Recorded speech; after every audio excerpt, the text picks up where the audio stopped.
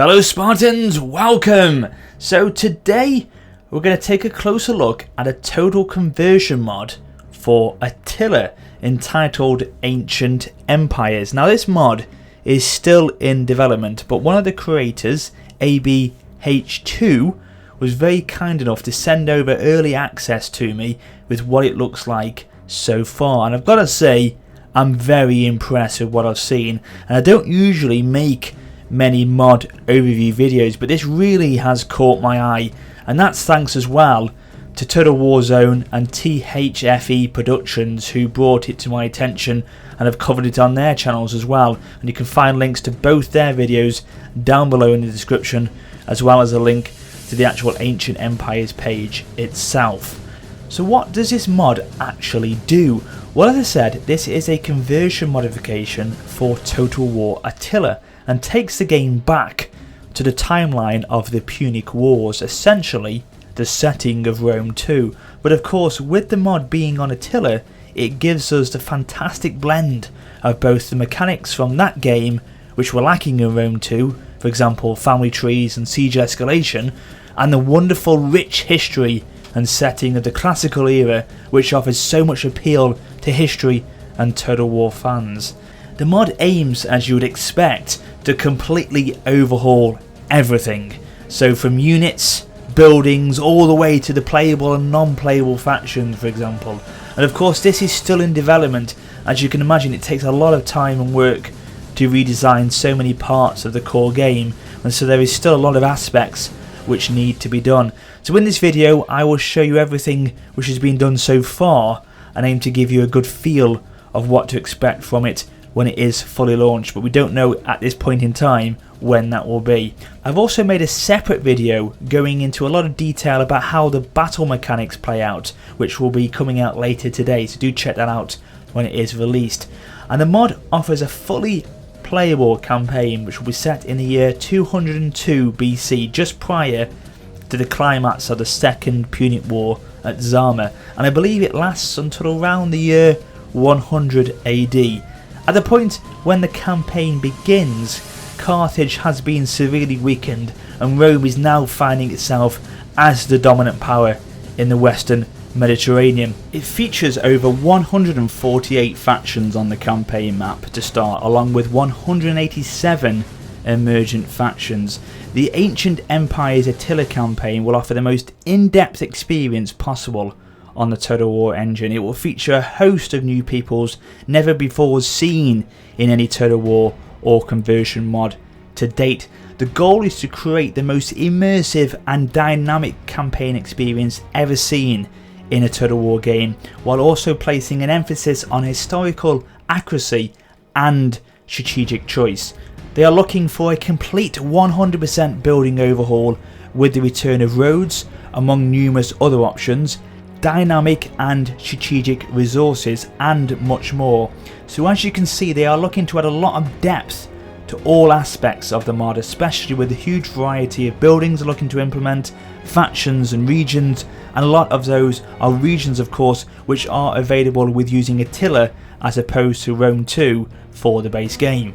And with the horde system in place within Attila, of course the mod can take advantage of this, and therefore factions such as the Boii, Pictonez and Veneti, pardon me if I'm pronouncing them completely wrong, will start as horde factions at the beginning of the campaign, which is really great to see. Now let's have a look at the factions which will be available to play on the mod. Now a lot of these are not yet completed, with it being such a big project, and so currently are just showing placeholders for the leader models, but we'll have a look at these and see who will be available regardless.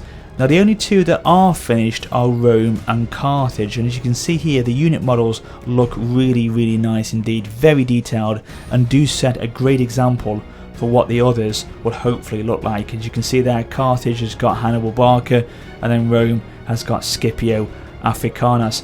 But let's have a look now and see which factions we'll be able to take control as on the campaign.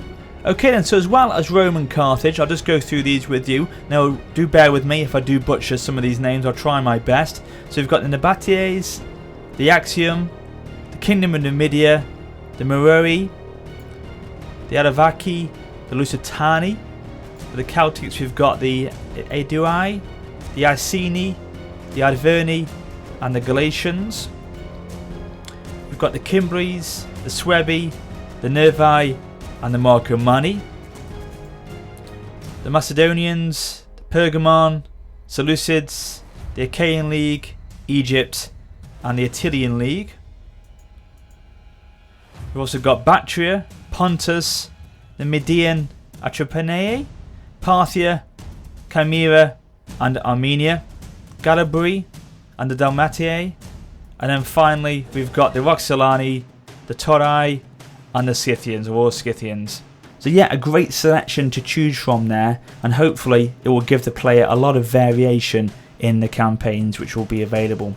What stands out a lot for me is the interface. It looks really polished, as you can see here on the main screen. Now what we'll do is take a look at the UI as well, which has been updated on the campaign map as well. So here we are on the campaign map, and I selected Rome as an example, and as you can see, the UI looks really nice indeed. A few tweaks have been made to give it that polished look, and what is great is that every faction will have a different UI to them to add that immersive feel to your campaign, and so personalise it to which faction you choose and really fit to the culture they belong.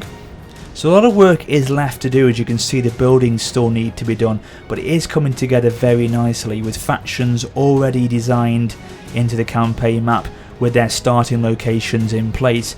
But as I mentioned before, this mod will give all the features of Attila, i.e. the politics, which were an improvement over Rome 2, siege escalation, governors, family trees, etc. The plan is eventually to overhaul everything, like event messages for example, which will be updated with new icons. But if I click on the armies of Rome for example, you can see here the new units and unit cards that have been implemented, and all these units have been designed very authentically, and a lot of accuracy has been put into them. So we've got here the Astati, the Triorii, the Principes, the Velites, and the Equites. And of course, as the campaign progresses, you will research and recruit later game units like legionaries and first cohort for example. Also, you can see they have increased the size of the units. For example, the Triorii have 300 men per unit now. So this really will add an epic scale to the battles on ancient empires. So there you go guys, that is an overview of the core parts of the mod and essentially what it's going to offer to the player when it does come out.